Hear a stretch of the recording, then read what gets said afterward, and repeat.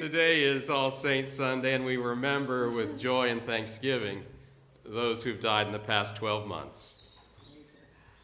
I am the resurrection and the life, saith the Lord.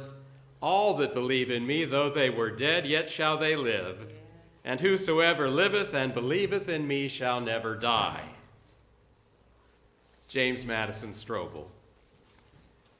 Jim was born into the First Christian Church family here in Charleston. He was a paperboy downtown in the 1950s and the 1960s, so he knew every nook and cranny of this city. He was proud to say that he graduated from the High School of Charleston. Jim went to Vietnam in the service of his country.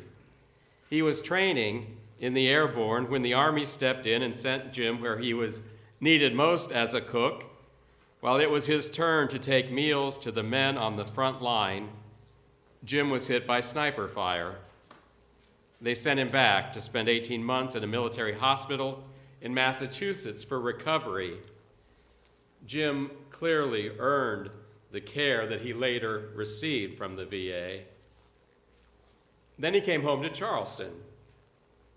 He lived on Folly Beach, Mary said, before they met and married, as, these are her words, a beach bum. It was what he needed to do after the Vietnam War, she said. He lived in a 40 by 40 cinder block cottage, and with his landline telephone, he could walk in every direction through that whole house. Mary said that this pattern for Jim handling the arrangement of his oxygen tube was established as they had it in their house in these last years. Back here, Jim worked various jobs, driving a truck for a chemical company, and then becoming a landscaper. He had a soft heart, Mary said, and undercharged everyone. Mary said Jim could plant a dead stick and make it grow. He had a green thumb. He was then living on John's Island, and his landscaping work was his ultimate love, Mary said, until, I would add, Mary came into his life. He at last went to MUSC as an employee doing landscaping, now with a paycheck and benefits. He became our church groundskeeper. He did a lot of planting here, hydrangeas outside the office windows, at one time even roses, growing up trees in the parking lot. He kept the church planters full of flowers. Jim held a lot of jobs here at First Christian Church. He was head of property for many years, a deacon every year, then an elder, then a trustee. And Jim took all his jobs at church seriously. Church was always first. Well, church and family were first. A church member told me Jim had told her how thankful he was that Mary and her family had come into his life. The person who told me that was their friend Barbara Ellis. Jim was a supporter of me, his pastor, always offering a word of appreciation and a word of encouragement. And Claudette has told me what a cheerleader he was for her as our associate pastor. Jim was well loved in our church, and Jim loved our church meals. Men's pancake breakfast, covered dish once a month. Jim's plate was always piled high. He explained, I have to take a spoonful of everything. He had to, as he explained, so that I could honestly say, yes, it was delicious when anyone asked Jim if he liked what they had prepared. Jim would then go back for seconds of his favorites. Then Mary said Jim was not so much for sweets. He would go back to the table a third time and call his final samplings of all those main dishes and sides dessert. Jim became faithful in watching our church service on YouTube, but he said, I cannot wait to get back into church. Jim found solace in the scriptures. He had his Bible open to read the lessons every single morning. Bible verses he marked with a yellow highlighter and put a check mark by the passages he had read. Brother-in-law Jim Workman asked Jim how many times he had read through the Bible. Jim replied, too many to count. Jim could answer any question about the Bible. Here at First Christian, one of the preachers was always recruiting lay people to preach. Mary said most of the men and women would run the other way, but that preacher caught Jim. Mary encouraged Jim to write down his message, she said, but that wasn't Jim's style. As for preaching with his Bible knowledge, he put his transcript aside and spoke from his heart. As to praying, when someone asked Jim, "May I pray with you?" Jim jumped in and prayed. When I prayed with Jim after I had prayed for him, Jim always prayed for me. Despite his declining health, Jim would tell me, "I'm in pretty good shape for the shape that I'm in. I would if I could, but I can't, so I won't. I'd rather laugh than cry," Jim said, and he always invited us to laugh with him. Jim told me, "I'm going to trust in the Lord. I have congestive heart failure, but we are all terminal." The day that Jim died, when I prayed with Jim and Mary's brother Jim at the VA, Jim had the strength to say simply, "Amen," when I finished my prayer. And I remember all those times that he had prayed for me, and I felt his prayer.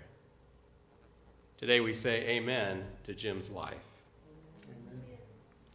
I know that my Redeemer liveth, and that he shall stand at the latter day upon the earth. And though this body be destroyed, yet shall I see God, whom I shall see for myself and not as a stranger. Echo Betty Wade. Echo was a storyteller. She was a storyteller here at First Christian Church for children's sermons, children's worship, Bible school, any setting in which a story was needed. Echo was a professional storyteller. She attended workshops and storytelling sessions from here to Tennessee and Kentucky, sharing the stories she took with her and gathering new stories to bring back home. Every summer, Echo served at Christ Mount, our camp and conference center in Black Mountain, as the storyteller. The pastor of First Christian Church Charlotte, after Christ Mount notified people about Echo's death, after I had let their director know, called me. Pastor Jolynn Wilkes has counseled at or been the director of one of our camps there every summer. Jolynn went on and on, exclaiming how great it was to have Echo there. How delightful was her word about Echo. With detailed epics, which Jolynn said went on forever and ever, and extended fables that nonetheless kept the kids attentive. There was the one about the mostly human family whose youngest child was a squirrel. And the one about that tiny hummingbird. Echo would draw the kids close, whispering that its weight was typically between that of a penny and that of a quarter, less than 5 grams. Echo always did her research, and she spoke in a whisper as she shared it of the mother hummingbird whose wings beat as often as 80 times a second. That mother told her baby how to signal when the baby was hungry. Just say, "Mom, I'm hungry." And she'd tell legends like how the tiger got its stripes. At the end of each story, Echo would smile and nod. Echo, Jolynn said, just loved the kids and remembered them. Echo, she said, had a lot of impact on a lot of people. One mother of youth here who grew up with Echo said that Echo was always very loving and communicated and really connected with youth.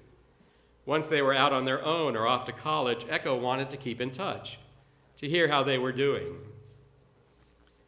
When Echo died, Jeanette Johnson emailed Echo's sister, Dr. Marjorie Wade, who's a German professor at California State University in Sacramento.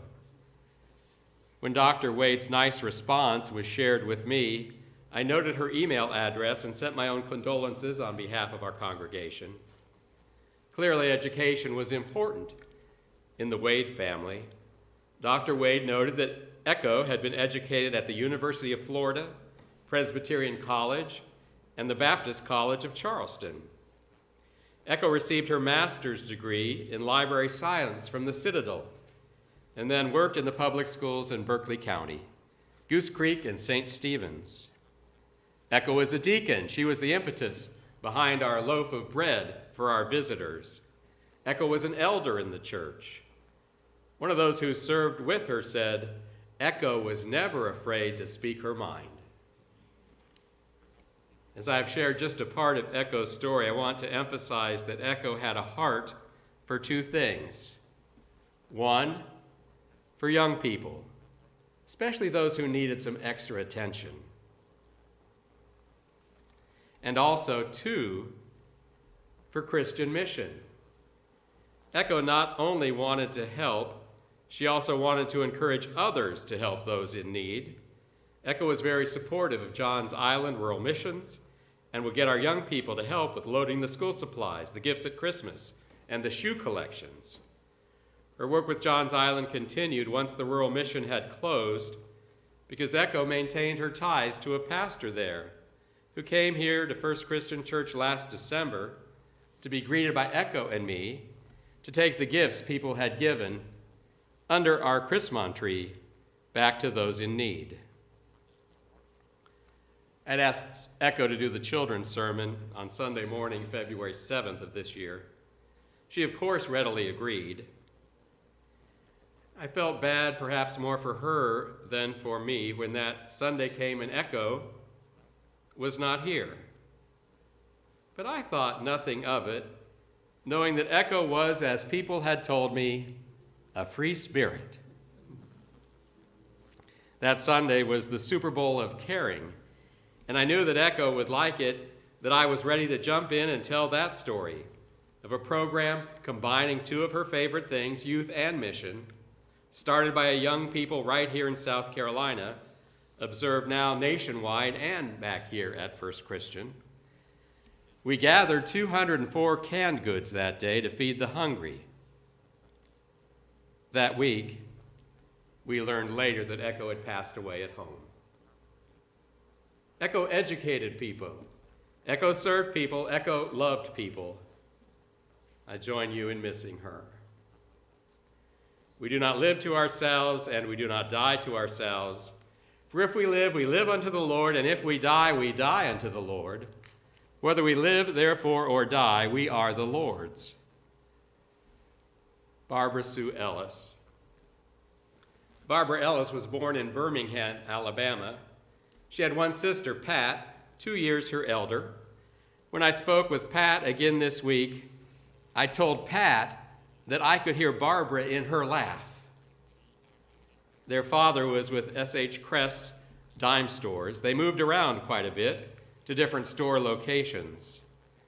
Her sister Pat told me the very first thing they did when they relocated was find the Disciples of Christ Church. She said they joined that Disciples of Christ Church the very next Sunday, the first Sunday they were in the new town. They went to church olden days style, Sunday morning and Sunday evening and Wednesday night. Their mother was their Sunday school teacher. By the time the girls reached their preteens, they'd relocated to Anniston, Alabama. There they made the good confession and were baptized. They served as junior deaconesses and remember boiling water to wash the glass communion cups. When they belonged to First Christian Church in Greensboro, North Carolina, they lived just 2 blocks away, and their basement became the rec room for the kids from church. They attended church camp at Christmount once it had opened. When I asked Sister Pat about their childhood, she said we did the typical girl things, taking tap lessons and ballet and baton and joining brownies and then Girl Scouts, and they took piano lessons as well. They rode their bikes outside and played until dark. They were living in Tennessee when Barbara joined the U.S. Immigration Service, where she worked for our government as a civil servant for 30 years. Barbara served with Customs and Immigration here in Charleston. I was told that when a ship came into port here, Barbara was there to greet it, and if they threw out a rope ladder, over the side, she climbed right up it. She was agile, and Mary Strobel said that Barbara was able to keep up with all those men that she worked with. She and her job were a good fit. Barbara liked Charleston so much that she came back here to retire once she left the federal office in Alexandria, where she had last stationed. What a career Barbara had, serving in many interesting places. A few really nice places like St. Thomas in the Virgin Islands. Then she volunteered to go to Guam when the Vietnam War ended to process immigrants there. Then she headed down to work the border in Del Rio, Texas. In fact, she rode her motorcycle down there for that job. Barbara enjoyed every minute of her life. She lived life to the fullest. Barbara was one of the members assigned to Elder Ray Stewart to shepherd. Ray said that he called Barbara when he wanted to be cheered up. She still had a spark of enthusiasm, no matter what she'd been through. It was always, "I'm doing fine." Barbara never wallowed in her own problems. Barbara had a zest for life. Barbara had just relocated to a very nice one-bedroom apartment in assisted yet independent living at Harmony at Westcott in Somerville. When I visited her there last month while she was settling in, I noted that she had a big kitchen. Perfect, I thought, for this excellent baker who used to give me a loaf of rum cake at Christmas and who brought a hot fruit compote or some other treat to church meals, where her CWF was always waiting to see what Barbara might bring. But in her new home, Barbara took all her meals in the main dining room to be with other people, among whom she quickly made friends. Barbara in her apartment had a workstation already set up for her crafts. On her last Sunday in worship here less than a month ago, October 17th, Barbara gave me a handmade set of three-dimensional note cards. Hope was their theme, just a note of hope. Always hope, because you never know what tomorrow will bring. Where there is faith, there is hope. Barbara passed away in her sleep a week later. The Apostle Paul knew the connection between faith and hope. He writes that familiar verse in 1 Corinthians 13, "And now faith, hope, and love abide, these three, but the greatest of these is love." I'll close this remembrance and reflection today with Paul's words to the church in Galatia, selected from the 5th chapter. "But since we belong to the day, let us be sober and put on the breastplate of faith and love, and for a helmet, the hope of salvation." Amen.